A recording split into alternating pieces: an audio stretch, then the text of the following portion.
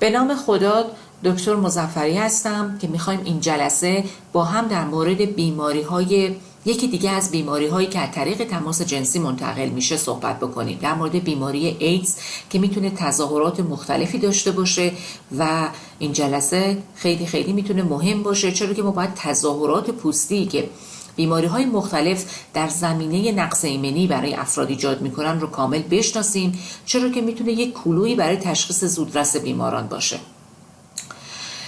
بیماری ایدز سری به اپیدمیولوژیش بزنیم. در سال 1980 بود که ایدز در افرادی که هموسکسوال بودن دیده شد و از اون موقع پاندمی ایدز شروع شد.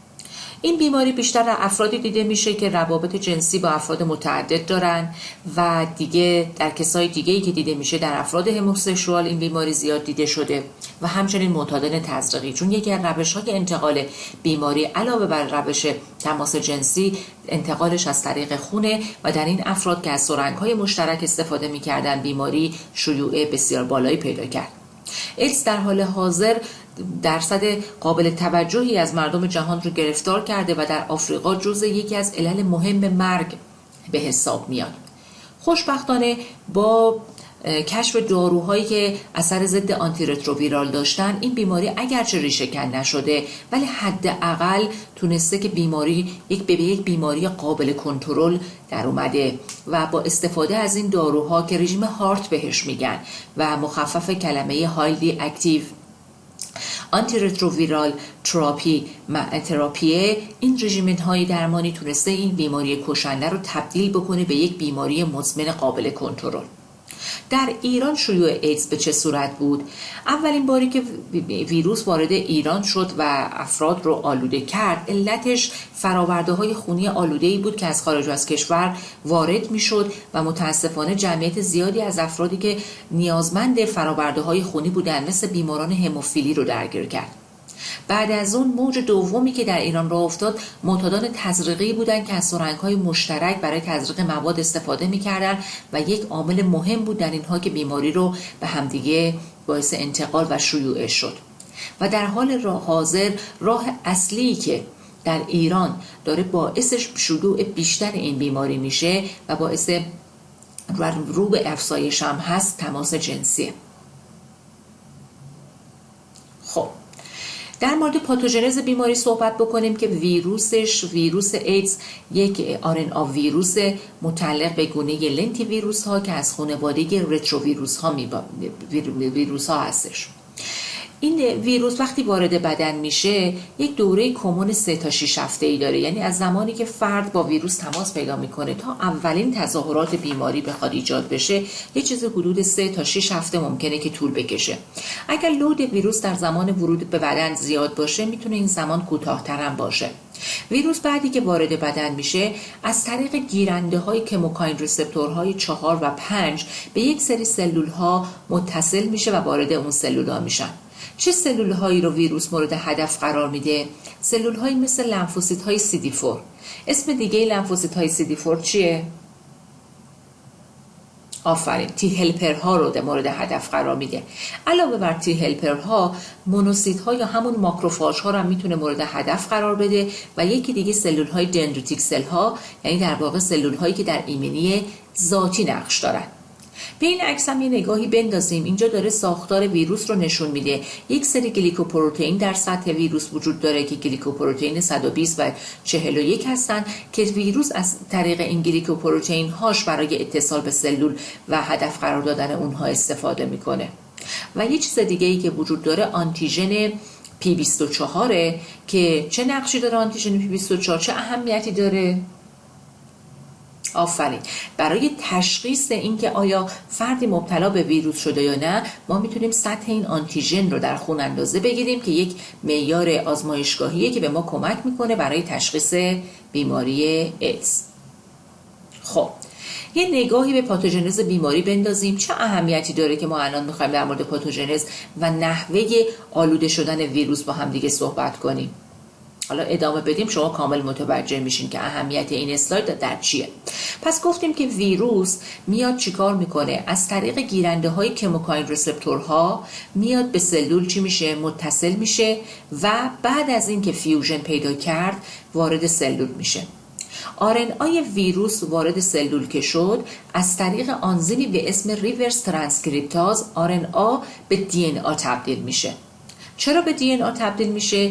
که بیاد و با DNA سلول یکی بشه و سلول مجبور بشه چیکار کنه؟ وقتی که میخواد DNA خودش رو ترجمه بکنه به پروتئین ها، DNA ویروس هم همزمان باهاش چی میشه؟ به پروتئین ترجمه میشه. علاوه بر اون وقتی که این DNA داره ترجمه میشه، از روی DNA اول RNA ساخته میشه دیگه. وقتی که RNA ساخته میشه در واقع RNA ویروسی داره ساخته میشه و همچنین این RNA ترجمه میشه به پروتئین های هم سلول مخلوط با سلول و ویروس. یک آنزیم اینجا وجود داره به اسم پروتئاز. آنزیم پروتئاز میاد چیکار میکنه؟ پروتئین های ویروسی رو جدا میکنه. حالا پروتئین های ویروسی با RNA که ترجمه شده با همدیگه دوباره یه ویروس جدید میسازن و همینجور باعث تکثیر و تخریب سلول های بدن میشه. پس این مکانیسم تکثیر سلول های ویروسی رو داره در این شکل به قشنگی داره نشون میده.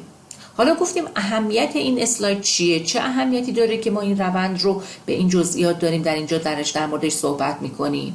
وقتی که ما بفهمیم که با چه مکانیسم ویروس میتونه در بدن تکثیر بشه، میتونیم راههایی رو پیدا کنیم که جلوی تکثیر این ویروس گرفته بشه. یعنی میتونیم برای ساخت آنتی بیوتیک ازش استفاده بکنیم. چجوری؟ یک سری از داروها وجود دارن که چیکار میکنن؟ مانع از روی این مکانیسم اثر میذارن. یعنی مانع از این میشن که ویروس بتونه به این رسپتور بچسبه. پس مهار کننده این رسپتور هستن، رسپتور کیموکاین رسپتور هستن، نمیذارن که ویروس بتونه چیکار کنه؟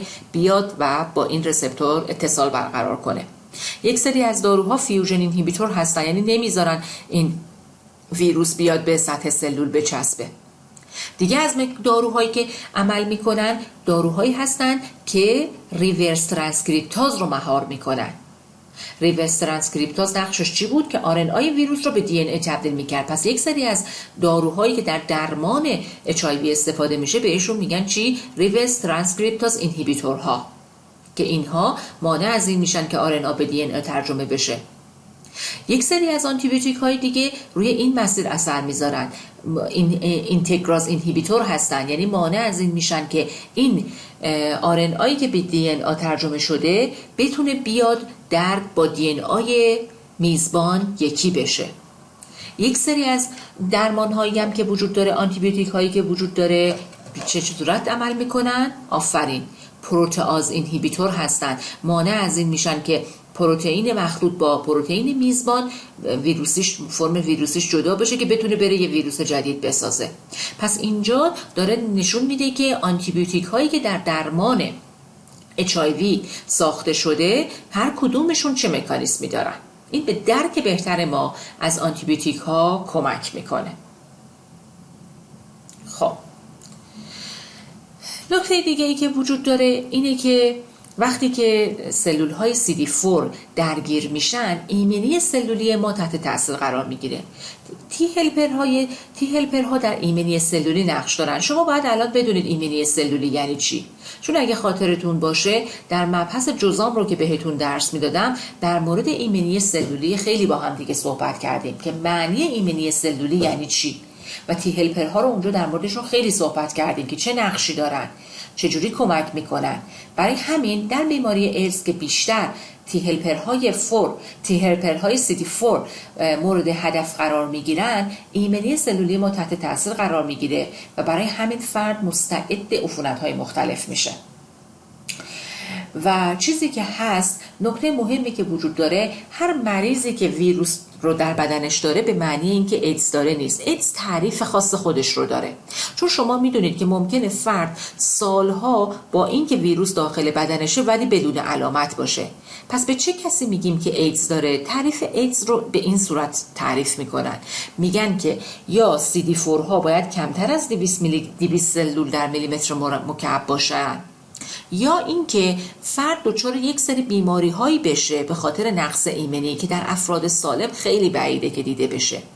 به این علائم بالینی کتابتون طبقه بندی انجام داده که میگه که علائم بالینی فردی که دچار بیماری HIV میشه، ویروس HIV میشه، بر حسب اینکه سلول های CD4ش چه اندازه‌ای باشن در هر مرحله میتونه بیماری های مختلفی رو بگیره. وقتی که سیستم ایمنی خیلی ضعیف میشه یک سری بیماری هایی رو طبقه بندی میکنه و ازشون اسم میبره که در اینجا در این شکل هم شما دارید میبینید که بهش میگه طبقه C علائم بالینی. برای همین اگر کسی این علائم بالینی رو داشته باشه، حتی اگر CD4 هاش هم بیشتر از 200 باشه، باز هم تعریف در جزء زیر مجموعه بیماری ایدز قرار میگیره. یعنی چی؟ چه بیماریایی؟ مثلا رتینیت با سایتومگالوویروس، حالا بیشتر در موردش صحبت میکنیم. یعنی رتینیت سایتومگالوویروسی واقعا در کسایی دیده میشه که سیستم ایمنی خیلی ضعیفه. در افراد با سیستم ایمنی عادی به هیچ عنوان دیده نمیشه. یا چی؟ مثلا پنوموسیستیس کارینی که میتونه چیکار کنه؟ پنومونی بده. یا مثلا با قارچ کریپتوکوکوس که بتونه درگیری روده‌ای ما داشته باشیم. یا کانسرهای مهاجم سرویکس، یا TB، یا که فرد مبتلا به HIV که TB بگیره، چه ریوی چه خارج ریوی، جزء بیماری ایدز طبقه بندی میشه. و یا که افرادی که انسفالوپاتی به دنبال خود ویروس داشته باشن، خود HIV میتونه انسفالوپاتی بده. اگر این علائم رو داشته باشه یعنی نشون میده وضع سیستم ایمنیش با اینکه حتی CD4 هاش هم ممکنه که تعدادشون بیشتر از 200 باشه خیلی خرابه و اینها رو به عنوان افرادی که بیماری ایدز دارن تعریف میکنن. این طبقه بندی چه اهمیتی داشته؟ چون الان دیگه خیلی روش حساب نمیشه. قبلا چه اهمیتی داشته؟ از نظر شروع که ما کی اون رژیم هارت رو شروع بکنیم، کی اون آنتی بیوتیک ها رو به مریض بدیم اهمیت داشته. ولی الان دیگه خیلی روی تعداد CD4 ها برای شروع درمان حساب نمی کنن. الان میگن چقدر بهتره که ما هر چه زودتر در مریضی که تشخیص دادیم که ایدز داره درمان رو با هر تعداد CD4 که داره شروع بکنیم که بتونیم زندگی عادی رو به این برگردونیم، نه اینکه بذاریم اینقدر CD4 ها کم بشن یا فرد دچار بیماری های طبقه C علائم بالینی بشه، این بیماریایی که در نقص ایمنی شدید دیده میشه بشه و بعد ما بخوایم درمان رو براش شروع بکنیم. پس این یه تعریفی بوده که شاید قدیم کاربردش بیشتر بوده. تعریف بیماری ایدز رو به این صورت تعریف میکردن. خب HIV دو مدل ویروس داریم. یک HIV تایپ 1 داریم، اون HIV که بیشتر شناخته شده تر هست، ولی یه HIV تایپ 2 داریم. HIV تایپ 2 خیلی در کشور ما دیده نمیشه، بیشتر مال مناطق غرب آفریقاست، در اینجاها شیوع داره. یعنی از نظر علائم بالینی و راه انتقال و اینها کاملا شبیه به HIV 1. یه مقدار وضعیت با HIV 2 اگه کسی مبتلا به HIV 2 بشه وضعش بهتره، چون سرایت پذیریش کمتره، انتقالش از مادر به بچه نادره، نه اینکه نباشه ولی خب احتمالش کمتره، و خوبیش اینه که دوره کمون طولانی تری داره و سرعت کاهش CD4 ها در کسی که مبتلا به HIV تایپ 2 میشه کمتره و پیشرفت بیماری خیلی کندتره و کلاً پروگنوز بهتری داره. به هر حال هر فردی رو که ما براش تشخیص HIV میدیم حتما ساب تایپش هم تعیین میکنیم که ببینیم به کدوم یکی از این انواع HIV مبتلا هست. در کشور ما بیشتر همون HIV 1. این گفتم HIV 2 بیشتر مربوط به نواحی غرب آفریقا میشه و به هر حال حالا خوشبختانه کسایی که HIV 2 میگیرن وضعیت بهتری دارن. خب حالا میخوایم در مورد تظاهرات پوستی بیماری ایدز با هم دیگه صحبت بکنیم. ببینید این جمله رو خیلی اهمیت داره. میگه حدود 90% افراد مبتلا به HIV در سیر بیماری خودشون دچار تظاهرات پوستی و مخاطی میشن. و حالا ما میخوایم اینجا بر روی تظاهرات پوستی و مخاطی با تأکید بیشتری صحبت بکنیم. چرا؟ چون که خیلی وقتا مریض خودش خبر نداره که HIV داره، با یک تظاهر پوستی میاد و ما به عنوان پزشک باید انقدر هوشیار باشیم که شک بکنیم که نکنه بیمار این تظاهر پوستی رو که داره نکنه در نقص ایمنی داره، نکنه HIV داره و تست HIV رو هرچه زودتر براش درخواست بکنیم و تشخیص بدیم بیماریش رو تا بتونیم که زودتر درمان بکنه، هم جلوی انتقالش رو به دیگران بگیره و هم خودش بتونه که با درمان‌هایی که در حال حاضر وجود داره یک زندگی عادی و طبیعی داشته باشه.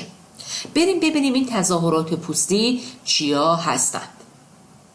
خب اول از همه وقتی که ویروس وارد بدن میشه یک سندرومی برای بیمار اتفاق میفته. گفته میشه در 80% افرادی که دچار ویروس میشن این حالت دیده میشه. یعنی چه اتفاقی میفته؟ وقتی که ویروس وارد بدنشون میشه دچار تب میکنن 2 تا 4 هفته بعد از ورود ویروس، البته دچار تب میکنن، دچار لمفادنوپاتی یا فارنژیت میشن و یک سری راش ماکولوپاپولر در بدنشون ایجاد میشه.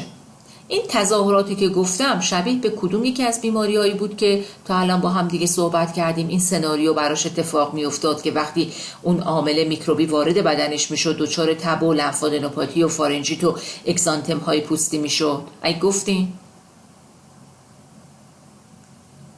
خودم درسشو دادم. چی رو؟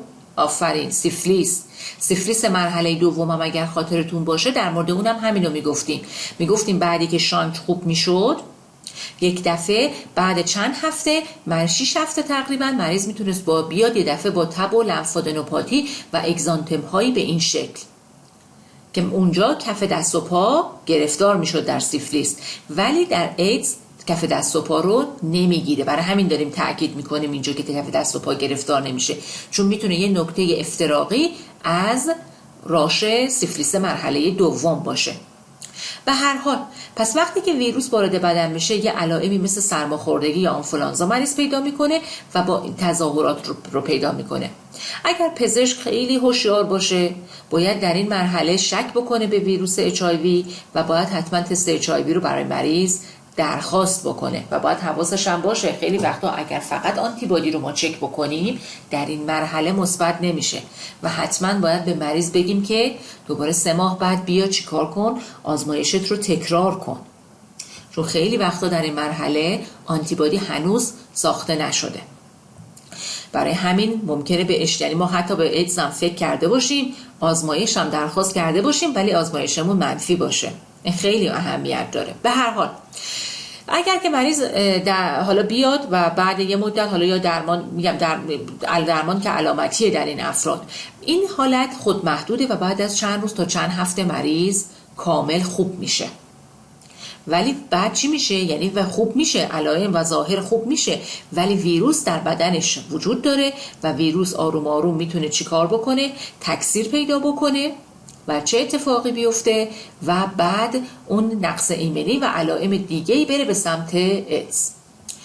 نکته مهمی که وجود داره در این مرحله که دچار سندروم رتروویروسی حاد میشه، در بعض که گفتیم خودشو با فارنژیت و تب و راش پوستی میتونه نشون بده، تشخیص افتراقی‌های زیادی براش مطرح میشه دیگه. همونجور که خودم گفتم چی بود؟ یکی از تشخیص افتراقی‌هاش سیفلیس ثانویه بود، ولی سایر عوامل دیگه‌ای که میتونه این علائم رو ایجاد بکنه مثل واکنش‌های دارویی، مثل بیماری مونونوکلئوز، مثل هپاتیت ها، مثل انتروویروس ها در تشخیص افتراقی این مراحل چیه؟ قرار میگیره که اگر ما بخوایم تشخیص بدیم در این مرحله اگر ما شک بکنیم نکنه فرد HIV داشته باشه، آنتیبادی روش خوبی برای تشخیص نیست. ما بهتره که بیایم چیکار کنیم؟ تستی که درخواست میکنیم از آنتیژن ویروس رو چک بکنیم یا PCR بفرستیم که RNA ویروس رو چک بکنه که ببینیم که آیا به این علائمش به خاطر بیماری HIV بوده یا نه. بعضی وقتا در این مرحله به صورت موقت CD4 ها یک دفعه خیلی کاهش پیدا میکنن و در این مرحله هم ممکنه ما بعضی از عفونت‌های فرصت طلب رو ببینیم. عفونت‌های فرصت طلب مثل چی؟ مثلا یه دفعه دهان فرد کاندیدا داره، یا حالا علائم دیگه‌ای که الان می‌خوایم با هم دیگه صحبت بکنیم. ولی این گذراست، این کاهش CD4 که در مراحل اولیه عفونت دیده میشه گذراست. دوباره CD4 ها برمیگردن به حالت سطح طبیعیشون و مدت‌ها حتی تا چند سال مریض عین یک فرد سالم و عادی میمونه و هیچ علائمی نداره و در این مدتی که مریض چون کاملا سالم به نظر میرسه میتونه بیماری رو بدون اینکه خودش هم حتی خبر داشته باشه که HIV داره به دیگران منتقل میکنه. خب حالا میخوایم در مورد چی صحبت بکنیم؟ پس ما یک طبقه بندی اینجا انجام دادیم. میخوایم در مورد تظاهرات پوستی بیماری ایدز با هم دیگه صحبت بکنیم. این تظاهرات ببینیم چیا هستن. این تظاهرات پوستی بیماری ایدز ناشی از همون عفونت ها هستن که حالا میتونه این عفونت ها در فردی که نقص ایمنی داره شکل های مختلفی به خودش بگیره که اینها رو طبقه بندی کردیم. پس میخوایم در مورد عفونت های ویروسی، عفونت های باکتریال، قارچی، انگلی، یک سری بیماری های اصلا غیر عفونی، بیماری‌های نئوپلاستیک و تغییرات پوستی که خود بیماری ایدز ایجاد میکنه میخوایم با هم دیگه صحبت بکنیم. اینجا طبقه بندی کردیم که شما بدونید که الان میخوایم چجوری پیش بریم درس رو. این عکس داره چی رو نشون میده به نظر شما؟ چی رو داره نشون میده اینجا؟ مربوط به بیماری ایدز رو ای گفتیم راحته ها. آره، روش های انتقالش رو داره نشون میده. اینجا 2 آقای هموسکشوال رو داره نشون میده، اینجا یک زوج رو داره نشون میده، یه خانم و آقا رو نشون میده و این هم انتقال مادر به فرزند رو داره نشون میده. خب از بیماری های ویروسی یکی از شایع‌ترین بیماری های ویروسی هرپسه. هرپس یا تبخال، ویروس تبخال به صورت عادی چجوری دیده میشه؟ ما میتونیم یک سری وزیکول های گروهی رو بر روی یک بیس اریتماتو ببینیم، چه در ناحیه اطراف دهان یا بر روی پوست ناحیه ژنیتال. در افراد مبتلا به HIV که ایمنیشون سطح ایمنیشون خوب باشه و خیلی CD4 ها کاهش پیدا نکرده باشن، علائم بیلمیاری و میزان عود دقیقا مشابه افراد عادیه، هیچ فرقی با افراد عادی نداره. ولی در افرادی که سیستم ایمنی خیلی ضعیف شده باشه، حالا شکل بیماری کاملا میتونه چیکار کنه؟ فرق بکنه. و حالا بهتون توضیح میدم که علائم بالینی به چه شکلی در میاد، چه شکلی میشه. شکلش فرق داره با این حالت وزیکول های گروهی. و به خصوص در افرادی که CD4 ها خیلی کاهش پیدا میکنن، اون وقتی که تبخالشون هی مرتب عود میکنه و دفعات عود خیلی زیاد میشه.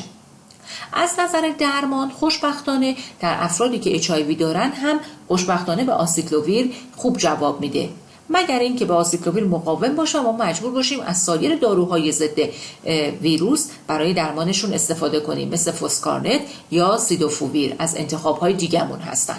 بریم ببینیم در افرادی که سیستم ایمنی خیلی شدید سرکوب میشه هرپس به چه شکلی در میاد و ما باید در مواجهه با چنین تظاهراتی همیشه گوشه ذهنمون هرپس هم باشه. در افرادی که نقص ایمنی شدید دارن، هرپس دیگه میتونه به صورت وزیکول های گروهی نباشه، بلکه به چه شکلی باشه؟ همونجور که دارین توی عکس میبینید به صورت یک سری زخم‌های مزمن و بهبود نیابنده، نان هیلینگ اولسر خودش رو نشون بده. یعنی چی؟ هرپس ما انتظار داریم حتی اگر درمان هم نکنیم، شما خودتون هم ممکن تبخال بزنید، درمان هم نگیرین، آسیکلوویر هم مصرف نکنید، بعد 1-2 هفته هرپس خوب میشه. ولی در کسی که نقص ایمنی داره خوب که نمیشه هیچی، بلکه شروع میکنه پیشرفت کردن و به صورت دیگه اون حالت وزیکول گروهی نداره، به صورت یک زخم مزمن نان هیلینگ در میاد و آروم آروم شروع میکنه پیشرفت کردن. الان اینجا رو نگاه بکنید، این یک فرد مبتلا به ایدز رو که به هرپس دچار شده داره نشون میده. در بالا هم همینطور یه زخم رو در ناحیه پری‌انال داره نشون میده که به صورت مزمن این زخم باقی مونده و هیچ جوره خوب نمیشه. و اینجا رو شما تا درمان نگیرن اینا خوب نمیشن، چون سیستم ایمنیشون خیلی ضعیفه. اینجا هم شما میبینید به صورت یک زخم مزمن در اطراف دهان داره دیده میشه. دیگه از تظاهرات هرپس در کسی که ایمنیش سرکوب شده است چجوریه؟ اینه که میتونه خیلی وسیع بشه. یعنی الان این بچه مبتلا به هرپس رو نشون میده که هرپس و مبتلا به ایدز رو نشون میده که هرپس گرفته، نه تنها در اطراف دهان بلکه اومده کل صورت رو چیکار کرده؟ پر کرده. یکی دیگه از تظاهرات بیماری HSV در افراد نقص ایمنی اینه که خودش رو میتونه به صورت پلاک‌های ورروکو در بیاره، یعنی شبیه بشه، مثلا دارم میگم به ضایعات برجسته میشن. ضایعات اصلا ببینید هیچ شباهتی، خیلی باید آدم باهوش باشه، خیلی باید فکرش ذهنش آماده باشه که بتونه، اگر که ندونه این مریض چایبی داره، بتونه هرپس رو با این شکل و نمای عجیب غریبی که داره بتونه تشخیص بده، یا گوشه ذهنش به عنوان تشخیص افتراقی این ضایعات هرپس رو بذاره. چون خیلی وقتا ممکنه اصلا با ضایعات بدخیم، این ضایعاتی که حالت برجسته و زخمی دارن و برجسته شدن، آدم رو یاد تومور میندازه، تومورها میندازه. و کیس ریپورت های متعددی در مقالات وجود داره که مثلا هرپس در یک فرد با نقص ایمنی ما با تومور این رو اشتباه گرفتیم مثلا و پاتولوژی به ما کمک کرد که ما فهمیدیم این هرپسه. به هر حال پس میتونه شکل های مختلفی بگیره. یکی از شکل هاش به صورت پلاک های ورروکو میتونه باشه. خب پس هرپس رو با هم دیگه صحبت کردیم. حالا بریم در مورد زوستر با هم دیگه صحبت بکنیم. زوستر یا زونا، همون جوری که میدونید زونا میتونه چیکار بکنه؟ شکل طبیعی و شکل معمولش به چه شکلیه که ما بر روی یک بیس اریتماتو میتونیم که وزیکول های متعدد رو چیکار کنیم؟ داشته باشیم و در مسیر درماتوم ها هستن. زونا در افرادی که نقص ایمنی دارن ریسک ابتلا به زونا درشون بیشتر میشه. گفته میشه 7 تا 15 برابر افراد عادی میشه. و بعد شکل تظاهرات زونا یه مقدار با افراد عادی متفاوته. چجوری تظاهر میکنه در افرادی که نقص ایمنی دارن؟ میاد چند تا درماتوم رو میگیره. برای همین در کسی که اگر زونا بگیره و چند تا درماتوم رو بگیره، به نحوی که درماتوم ها مجاور هم نباشند، مثلا مثل این فرد، این ما باید شک بکنیم که نکنه فرد دچار بیماری ایدز و نقص ایمنیه. الان در این فرد کدوم درماتوم ها درگیر شده؟ اینجا این عکس رو براتون گذاشتم که راحت تر بتونید جواب بدید. کدوم درماتوم ها در این فرد درگیر شده؟ شما بگین. خیلی خوبه. مثلا این درماتومی که اینجا درگیر شده معادل تقریبا اینجاهای کمرش دیگه، مثلا T8 درگیر شده. و این یکی کدومه؟ این یکی مثلا L2 L3 حالا به هر حال. پس ببینید دو تا درماتوم مجاور هم نیستن دیگه، یکی T8 یکی L2 از هم دیگه فاصله دارن دو تا درماتوم. پس اگر که دو تا درماتومی رو بگیری که یا چند تا درماتومی رو بگیری که از هم فاصله داشته باشن، مجاور غیر مجاور هم باشن، ما باید شک بکنیم به نقص ایمنی. دیگه از تظاهرات دیگه‌ای که میتونه زونا داشته باشه در افراد نقص ایمنی اینی که ضایعات زخمی بشه. حالا عکساشو بهتون نشون میدم. ضایعات خوب نشه، حالت مزمن، چون زونا مگه درمان نکنه، یکی که سیستم ایمنیش خوبه بعد 2 هفته ضایعات شروع میکنن خوب شدن. ولی اگر ضایعات باقی بمونن، چند ماه طول بکشن و خوب نشن، این حاکی از اینه که سیستم ایمنی این فرد ضعیفه. پس اگر ضایعات مزمن بشن یا شکل ضایعات عوض بشه، در زونا ممکنه ضایعات ورروکو و برجسته بشن. حتی ممکنه که در فردی که زونا میگیره اگر سیستم ایمنی ضعیف باشه، همراه بشه ویروس درگیری سیستمیک براش ایجاد بکنه. یا در این افراد خیلی چون سیستم ایمنی ضعیفه، ضایعات و زخم‌های زونا مستعد اینه که عفونت‌های باکتریال هم بیاد روش سوار بشه. اینها باید کلوهایی هست که به ما راهنمایی میکنه که این فرد سیستم ایمنی درست حسابی نداره. یا چی؟ مقاوم به آسیکلوویر، یعنی فردی باشه آسیکلوویر بدی ببینی ای بابا پاسخش به درمان اصلا خوب نیست. اینها نشون دهنده عواملیه که میتونه ما رو راهنمایی بکنه به اینکه این فرد سیستم ایمنیش مشکل داره و ما تست HIV رو براش حتما چیکار بکنیم؟ درخواست بکنیم. حالا یه سوال ازتون میپرسم، آیا زونا در افرادی که سیستم ایمنیشون سالمه و مشکلی ندارن، آیا زونا میتونه که بیشتر از یک بار تکرار بشه یا هر کسی تو عمرش فقط یه بار زونا میگیره؟ این سوال جواب بدین. فقط یه بار زونا میگیره یا فرد؟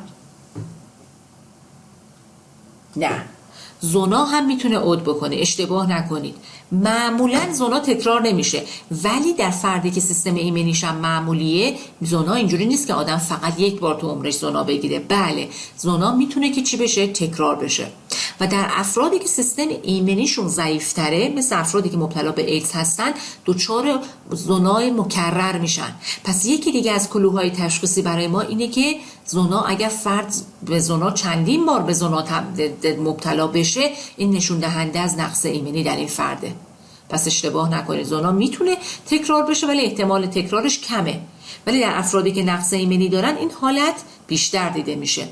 و دیگه زنا در افرادی که نقص ایمنی دارن خیلی شدیدتره، میتونه عروق رو درگیر بکنه و با درگیری عروق منجر به نکروز استخوان‌ها و اگر در منطقه دهان و اینها رو زنا گرفته باشه حتی نکروز منجر بشه که دندون‌ها از دست برن. درمان خوشبختانه خوبیش اینه که زنا مثل هرپس به آسیکلوویر خوب جواب میده، ولی ممکنه که مدت زمانی که نیاز باشه که فرد دارو رو بگیره بیشتر باشه و تا زمان بهبودی علائم ما مجبور باشیم که آسیکلوویر رو ادامه بدیم. یک چیزی هم همینجا تا یادم رفته در مورد بیماری آبله مرغون صحبت بکنم. بیماری آبله مرغون در یک بیماری کلاً خوشقیمیه، به خصوص در بچه‌ها وقتی که اتفاق میفته علائم چندانی نداره، ولی در فرد مبتلا به HIV اگر آبله مرغون بگیره بسیار میتونه سیرش بسته به سیستم ایمنیش اگر خیلی ضعیف شده باشه بسیار میتونه سیرش کشنده باشه و خیلی سیر بدی داشته باشه. چرا؟ چون میاد ریه رو میگیره، پنومونی ویروسی میده و میتونه فرد رو حتی بکشه. پس آبله مرغون بیماری خطرناکیه که اگر در افراد مبتلا به HIV اتفاق بیفته. اینجا داره تظاهرات زنا رو در افراد مبتلا به ایدز نشون میده. چی گفتیم؟ گفتیم ضایعاتشون دیگه اون حالت وزیکول های گروهی بر روی بیس اریتماتو نیست، میتونه ضایعات به صورت زخم مزمن تظاهر بکنه. چنین نمایی رو ما در یک فرد ببینیم باید شک بکنیم که نکنه این فرد این زناش زنای حالت عادی و طبیعی نداره، نکنه این فرد HIV داشته باشه. حواسمون باید جمع باشه، سریع باید براش تست درخواست بکنیم. یا گفتیم ضایعات میتونه چی بشه؟ ورروکو بشه. همون جوری که هرپس میتونه ضایعاتش ورروکو باشه، زنا هم میتونه چی بشه؟ زنا هم میتونه ضایعاتش حالت ورروکو بگیره در کسایی که نقص ایمنی دارن. اینجا هم داره فردی رو نشون میده که مبتلا به زنای افتالمیک شده و منجر به کوریش شده. در کسایی که HIV دارن ضایعات خب مسلما شدیدتره، عروق رتین رو هم میتونه حتی درگیر کنه، گفتیم میتونه واسکولیت بده، کوری بده، میتونه باعث افتادن دندونها و نکروز استخوانی بشه. خب پس این در چه زنایی ما باید شک بکنیم و باید تست HIV بگیریم؟ علاوه بر اون چیزایی که الان صحبت کردیم، گفتیم چند تا دور متومو بگیره، ضایعات شکلای عجیب غریب داشته باشن، زخمی باشه، وروکو باشه، منتشر باشه، زنایی باشه که بیشتر از یک بار تکرار شده باشه. یکی دیگر چیزهای نکته خیلی مهمی که وجود داره اینه که اگر ما زنا رو در سن پایین ببینیم ما باید به نقص ایمنی فکر بکنیم. زنا معمولاً مال افراد سن مسنه. در بچه‌ها، در نوجوان‌ها زنا رو ببینیم، در سن‌های پایین ما زنا رو ببینیم باید حتما به نقص ایمنی فکر بکنیم و از مواردی که اندیکاسیون این رو داره که ما تست HIV رو برای مریض درخواست بکنیم. گفتم بهتون که آبله مرغون میتونه برای افراد مبتلا به ایدز خیلی خطرناک باشه و برای بیمار کشنده باشه. حالا یه فردی رو فرض بکنید که مبتلا به ایدزه، این اگر که با فرد مبتلا به آبله مرغون در تماس باشه این خیلی خطرناکه.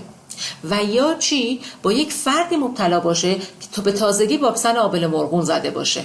چون شما میدونید دیگه آبله مرغون واکسنش ویروس زنده است و برای همین این ویروس رو میتونه تا چند روز چیکار کنه؟ منتشر بکنه و منتقل بکنه، به خصوص به افرادی که نقص ایمنی داشته باشن.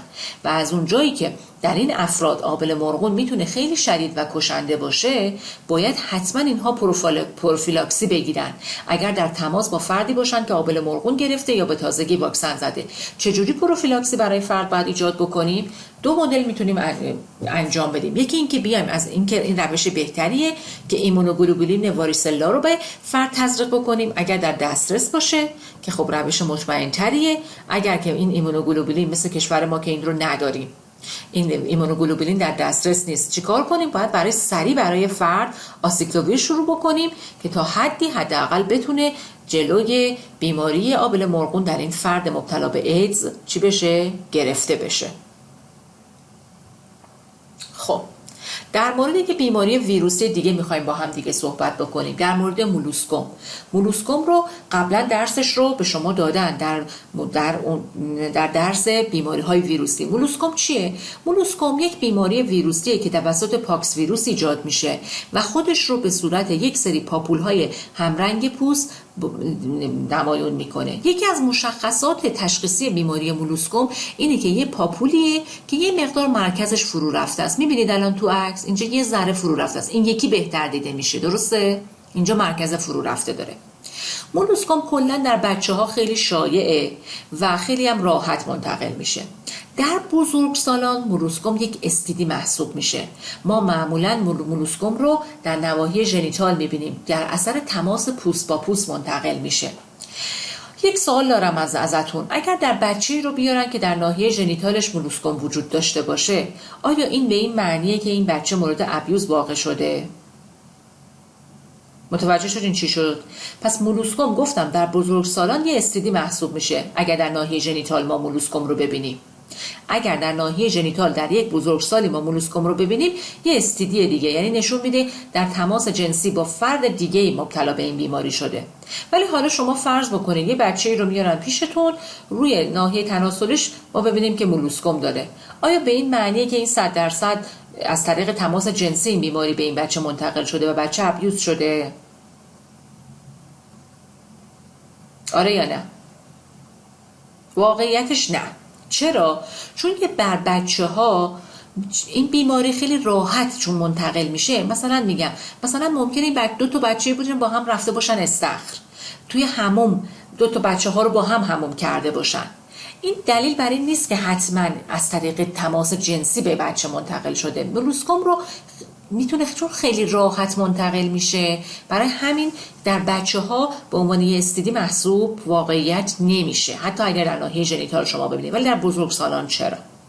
در HIV مثبت هم کلا یه بیماری شایعیه، همونجوری که گفتم به صورت پاپول‌های نافدار خودش رو نشون میده. حالا چه فرقی میکنه علائمش در فرد مبتلا به HIV؟ تفاوتی که داره اینه که در افراد مبتلا به HIV ضایعات بزرگتر میشن، به همدیگه میپیوندن و بزرگتر میشن. حالا جدای از این که شکل و نماش میتونه به این شکل در بیاد، ما اصلا کاری نداریم. ما کلا یه قانون اصلی داریم. ما میگیم با خودمون در هر فردی با هر استیدی که میاد، ما باید برای استیدی های دیگه اون فرد رو چک بکنیم. یعنی اگر که مولوسکوم یک بیماری استیدی در بزرگسالان دیگه، مولوسکوم در ناحیه ژنیتال، حتما ما باید برای این فرد تست HIV بدیم. کما اینکه فرد اگر مثلا میومد تبخال تناسلی داشت، اگر که زیگیل تناسلی داشت، خب با خودمون باید فکر بکنیم، بگیم این فردی که الان دچار یک بیماری مقاربتی شده، از کجا معلوم ممکنه دو بیماری های دیگه مقاربتی رو گرفته باشه؟ پس بهتره با یک تست، با یک آزمایش اگر گرفته زودتر اونها رو تشخیص بدیم. حالا جدای از این که کلا مولوسکوم در افرادی که نقص ایمنی دارن میتونه تظاهرات به صورت پاپول‌های بزرگتر باشه که الان عکسش رو به شما نشون میدم. خب لحاظ درمانی هم که میتونیم از درمان‌های مثل کورتاژ یعنی که ضایعات رو اگر بکنیم در یک از درمان‌هاشه درمان میشه، این ویروس رو از سطح بدن جدا بکنیم. در بچه‌ها که میان مولوسکوم دارن یکی از کارهای خوب کورت کشیدنه، اینا رو شروع میکنیم بی‌حس میکنیم، بعد شروع میکنیم کندن، دیگه خوب میشه بچه. یه داروی به اسم ایمیکویمود، یه کرمیه، میتونه کمک کننده باشه. داروهای ضد ویروس مثل سیتوفوویر میتونه، در ایران نداریم، میتونه کمک بکنه. یا کرایوتراپی نیتروژن مایع است، مایع خیلی سردیه، روی ضایعات میذاریم، یخ میزنن، ویروس میمیره. اینها جزء درمان‌هاشه. و دیگه نکته مهمی هم که وجود داره در افراد مبتلا به ایدز، اگر که درمان ضد ایدز رو ما با داروهای آنتیبیوتیک‌های آنتی رتروویروس در واقع شروع بکنیم، چی میشه؟ باعث پسرفت ضایعات میشه. خب اینجا داره مولوسکوم رو در یک بچه مبتلا با ایمنی سالم نشون میده. شما نگاه بکنید، پاپول‌های همرنگ پوست مثلا متعدد روی صورتش. این یکی عکس داره چی رو نشون میده؟ بچه مبتلا به ایدز رو نشون میده که مولوسکوم گرفته. حالا مولوسکوم که در یک بچه با ایمنی سالم اینقدر کوچیک بود، میتونه ویروس‌ها اینجور تکثیر پیدا بکنن، اینجور به هم دیگه بپیوندن و اینقدر چی بشن؟ بزرگ بشن. همینجور در یک فرد بزرگسال هم که مبتلا به ایدزه داره نشون میده که این پاپول‌های ویروس چقدر بزرگ شدن و اندازه‌شون تا حد 2 تا 3 سانتی متر هم رسیده. اینجا داره مولوسکوم رو در جنیتال یک فرد با ایمنی سالم نشون میده، با ایمنی نرمال نشون میده که پاپول‌ها رو شما دارید میبینید. اینجا داره مولوسکوم رو در یک فرد مبتلا به ایدز نشون میده که چقدر پاپول‌های مولوسکوم میتونه بزرگ و به حالت توموری شکل به خودش بگیره. اینم پس از مولوسکوم. پس مولوسکوم رو دیگه کامل فکر میکنم که متوجه شدین و متوجه تظاهرات و شکلهاش در فرد مبتلا به ایدز شدین. بریم در مورد ویروس بعدی با هم دیگه صحبت کنیم. ویروس چی؟ زیگیل یا HPV، پاپیلوما ویروس. ویروس پاپیلوما ویروس همون جوری که بهتون توضیح دادم در ناحیه ژنیتال، وارت ژنیتال اگر داشته باشیم، وارت ژنیتال یه استیدی محسوب میشه. پس هر کسی که بیاد به درمانگاه ما، گفتم یه قانون کلیه، هر کی بیاد در درمانگاه ما و ما وارت ژنیتال رو درش ببینیم، همون لحظه براش از نظر HIV هم چک میکنیم، چون با خودمون میگیم این که رفته یه استیدی رو گرفته ممکنه به استیدی های دیگه هم چی باشه؟ مبتلا باشه. حالا شما بگید اگر یه بچه‌ای بیاد در ناحیه ژنیتال وارت داشته باشه آیا به معنی ابیوزه یا نه؟ در ناحیه ژنیتال فرقش رو میخوام با مولوسکوم متوجه بشین. اگر بچه‌ای رو بیارم و اون هم بچه در ناحیه ژنیتالش وارت داشته باشه به احتمال قوی این از طریق تماس جنسی مبتلا شده، چون ویروس وارت برخلاف مولوسکوم خیلی راحت انتقال. مثلا دو تا یه بچه مثلا دارم میگم یه بچه‌ای مثلا فرض کنید وارت داشته باشه با یه بچه دیگه همون بره، نه بیماری رو نمیگیره. باید تماس خیلی نزدیک و مستقیم و طولانی مدتی وجود داشته باشه بین دو تا پوست تا فرد دیگه مبتلا به ویروس بشه. برای همین ویروس وارت رو اگه در ناحیه ژنیتال بچه دیدین یه استیدی محسوب میشه، ولی مولوسکوم اینطوری نیست. متوجه شدین دیگه فرق این دوتا ویروس چی بود دیگه؟ درسته؟ آفرین. خب از نظر تظاهرات بالینی وارت خودش رو به صورت پاپول‌های حالا یا هم رنگ پوست یا الان اینجا می‌بینید یه مقدار اریتماتو یا بعضی وقتا رنگ سیاه و قهوه‌ای به خودش میگیره، دیده میشه. مشخصه تشخیص وارت چیه؟ سطح ضایعات وارت صاف نیست، همونجوری که می‌بینید مثل یه پارچه مخمل یا مثل یه بوته کلم بهش میگن، نمیدونم، یعنی نگاه بکنید سطح ضایعات رو دقت بکنید حالت پشت داره. این رو متوجه میشین؟ این خیلی به تشخیص ما کمک میکنه، خیلی مهمه برامون برای اینکه بتونیم تشخیص بدیم از سایر ضایعاتی که به صورت پاپول تو ناحیه ژنیتال تظاهر پیدا میکنن.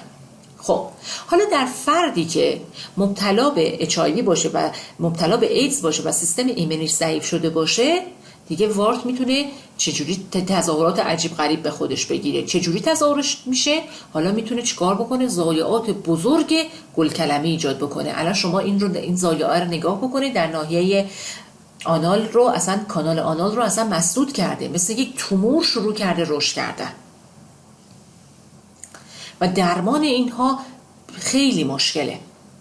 درمان این ضایعاتی که اینجوری به خاطر نقص ایمنی شروع میکنن رشد کردن، چون مرتب عود میکنن، یعنی جراحی میکنی عود میکنن و روش‌های دیگه خیلی واقعیت رو جواب نمیدن و واقعیت یک چالش بزرگ درمانیه. حالا من در آخر اسلایدها در مورد کیس های واقعی که به درمانگاه مراجعه کردن بیشتر باهاتون صحبت میکنم که این اهمیت این بیماری ها رو کامل خیلی عالی درک بکنید. وارت ناحیه ژنیتال، وارت نه تنها در ناحیه ژنیتال ممکنه دیده بشه، در کسانی که اورال سکس هم دارن ممکنه که بیاد مخاط دهان رو بگیره و این ضایعاتی که الان شما دارین در داخل دهان میبینید اینها همه ضایعات زیگیل هستن و مربوط به HPV هستن و به این شکل داره تظاهر پیدا میکنه. و در افرادی که نقص ایمنی دارن احتمال، چون شما میدونید دیگه کانسرهای سرویکس وابسته به HPV هستن، یعنی HPV های پرخطر مثل HPV های نوع 16 و 18 میتونن چیکار بکنن؟ ایجاد کانسر بکنن. در کسی که وارت میگیره و نقص ایمنی داره احتمال پیشرفت به سمت کانسر خیلی خیلی بیشتره. پس این هم یه مشکل دیگه‌ایه که وارت برای افراد مبتلا به نقص ایمنی ایجاد میکنه. جدای از این که میگم میتونه اینجوری رشد بکنه و چیکار بکنه و تخریب موضعی ایجاد بکنه و درمان فوق‌العاده سخته.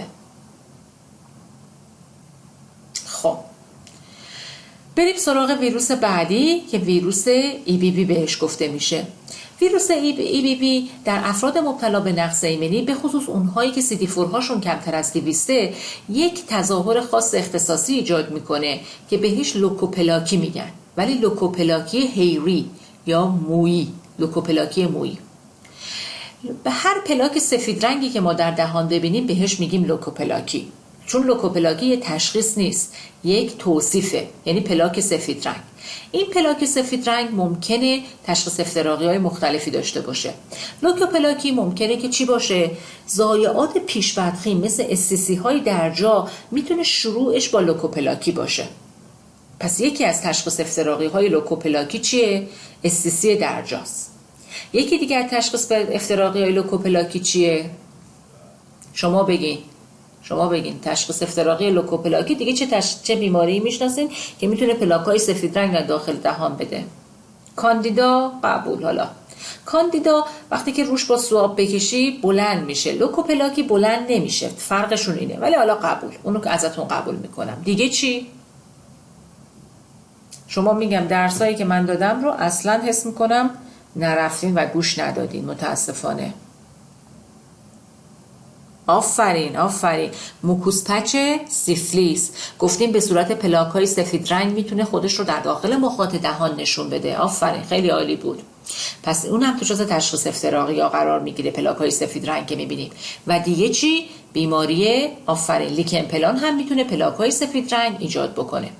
پس وقتی که ما یه پلاک سفید رنگ میبینیم حتما باید چیکار کنیم؟ بیوپسی بکنیم که بتونیم تشخیص بدیم که یه موقع اون لوکوپلاکی SCC درجا نباشه. لوکوپلاکی میتونه بدخیم باشه دیگه، یه موقع اون نباشه، دیسپلازی در واقع نداشته باشیم. اگه نداشته باشیم خب خیالمون راحت میشه، لیکن پلان هم با بیوپسی افتراق داده میشه و همچنین موکوس پچ سیفلیس. پس میمونه این لوکوپلاکی مویی. چرا بهش میگن لوکوپلاکی مویی؟ به خاطر اینکه معمولا میاد کناره های زبان رو میگیره و سطح روش خیلی صاف نیست این لوکوپلاکی و یه مقدار حالت پشت پیدا میکنه. خوشبختانه این مدل لوکوپلاکی به هیچ عنوان تمایل به بدخیمی نداره. فقط در افراد مبتلا به ایدز یک نشونه است که یعنی داره CD4 ها داره خیلی کم میشه، داره وضع مریض در صورتی که درمان ها با اون آنتی بیوتیک ها شروع نشه داره وضع مریض خراب میشه و داره میره به سمت ایدز، داره پیشرفت میکنه. این رو نشون میده و اصلا چیز مهمی نیست این لوکوپلاکی و نیازی هم به درمان واقعیت نداره. عاملش چیه؟ عامل ایجاد این لوکوپلاکی EBVه، اپشتین بار ویروس میتونه این بیماری رو ایجاد بکنه. اینو خیلی دقت بکنید. پس این بدخیمی، تمایل به بدخیمی نداره. اینو خیلی در سوال‌ها و امتحان‌ها میدن که هیری لوکوپلاکی آیا بدخیم میشه یا نمیشه. خب در مورد ویروس بعدی با هم دیگه صحبت بکنیم، در مورد سایتومگالوویروس. برای اینکه یادتون بیاد سایتومگالوویروس چه ویروسی بود، اینجا یه عکسی گذاشتم از بچه‌ای که مبتلا به در داخل رحم دچار سایتومگالوویروس شده. حالا اول سایتومگالوویروس رو بهتون بگم. سایتومگالوویروس یه ویروسیه از خانواده هرپس ویروس ها که میتونه از طریق تماس جنسی، از طریق خون و حتی از طریق بزاق و ترشحات بدن به سایر افراد منتقل بشه. خیلی از ماها ممکنه که الان سایتومگالوویروس رو در داخل بدنمون بدونیم که خودمون بهت خبر داشته باشیم و بدونیم که خبر داشته باشیم. چرا که این ویروس در افرادی که ایمنی سالمی دارن هیچ مشکلی ایجاد نمیکنه و هیچ علائم خاصی نداره. ولی همین ویروس وقتی که فرد سیستم ایمنیش ضعیف میشه میتونه علائم خیلی شدیدی برای مریض ایجاد بکنه که الان علائمش رو با هم دیگه صحبت میکنیم. و یکی از مشکلات دیگه‌ای که سایتومگالوویروس ایجاد میکنه در مادر باردار، اگر در حین بارداری دچار این ویروس بشه و به جنینش منتقل بشه، یکی از مشکلاتی که برای جنین ایجاد میکنه اینه که خونسازی رو در مغز استخوان بچه متوقف میکنه و بعد بچه دچار خونسازی در پوستش میشه و وقتی بچه دنیا میاد علاوه بر یک سری علائم دیگه‌ای که میتونه این بچه دچار عفونت شده باشه که جزء عفونت‌های ترش محسوب میشه، این سری پاپول‌های اریتماتو و بنفش رنگ روی پوستش باشه که نشون از خونسازی در داخل پوسته که این به این بچه‌ها به این علائم چی میگن؟ میگن بلوبری مافین سیندروم بهش میگن. شبیه این کلوچه‌های کشمشی میشه در واقع. چی میگن؟ نمیدونم. بلوبری مافین. این کیک‌های مثل چی میگن؟ شاتوتی، نمیدونم، کیک هایی که اونجوری این علامت رو اونجوری توصیفش کردن. اینو گفتم که بدونید که CMV در یه CMV همینجوری مشکل ساز نیست و یکی در دوره بارداری خیلی میتونه عارضه ایجاد بکنه به خصوص برای بچه و یکی هم در افرادی که دچار ایدز و نقص ایمنی یا پیوند میشن. افراد پیوندی هم چون ایمونوساپرسیو باید استفاده بکنن. اگر از قبل مبتلا به CMV بوده باشن حالا CMV ریاکتیویت میشه و چه مشکلاتی میتونه ایجاد بکنه. یکی از مشکلات اصلش اینه که رتینیت بده. یعنی میاد عروق رو CMV میگیره، عروق رو میبنده، مریض رو کور میکنه. میتونه چیکار بکنه؟ عین هرپس زخم‌های مزمن در ناحیه ژنیتال ایجاد بکنه. میتونه بیاد ازوفاژیت بده، زخم‌های گسترده در معده ایجاد بکنه. و دیگه میتونه ضایعات غیر اختصاصی به صورت پورپوریک یا وزیکول ایجاد بکنه. به هر حال این مشکلاتیه که میتونه CMV در افراد نقص ایمنی ایجاد بکنه که مهمترینش رتینیتشه که منجر به کوری میشه.